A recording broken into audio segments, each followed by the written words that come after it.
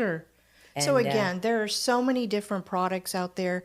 So if you're a buyer and you're thinking of buying, the first step is always the pre-approval process. yes. Because you don't want to go shopping out there and not know what you could afford or what is comfortable for you, or maybe you can afford more. It is not so much always less, but maybe you could afford more of a property. And let's talk a little bit about buying down the interest rate. I was going to go over that too.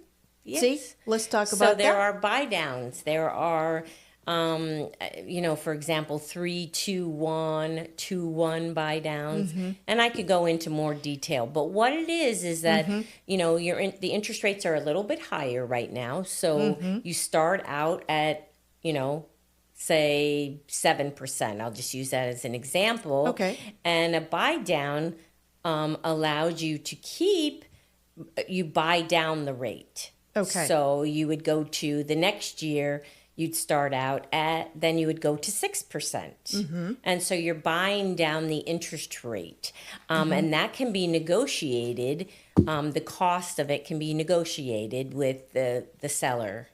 Okay, of yes, the because I property. know a lot of my sellers have actually done that and given a Absolutely. buy down credit.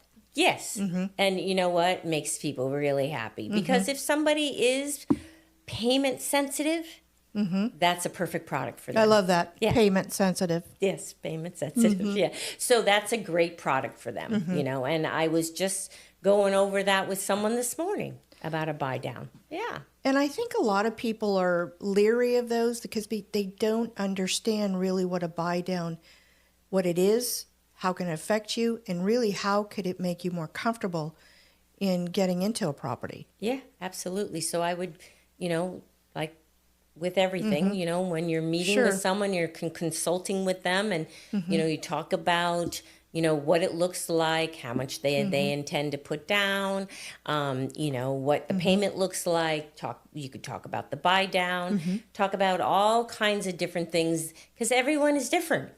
Everyone's different. But every scenario is different. Every scenario is different, and everybody's need is different. And so, and on that note, when it comes to first-time home buyers, there are options. More and more we see gift funds coming from family members. Oh, exactly. And we see that they've been good savers. They've been on their job for a long time, but they haven't purchased their first home. And they have a 401k. They can, depending on how the 401k is set up, they can borrow from the 401k.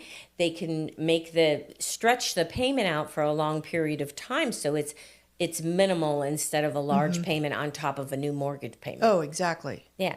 And you can withdraw in some cases, like from Roth IRAs, if that was set up years ago to purchase your first home. So there's all kinds of different things. But as you consult, I call it consulting, because absolutely. as you're talking to a potential buyer of a home, you want to get to know them. You want to get to know, what is their whole financial picture look like? And their goals. Yeah, and their goals. How long do you intend to stay in this home?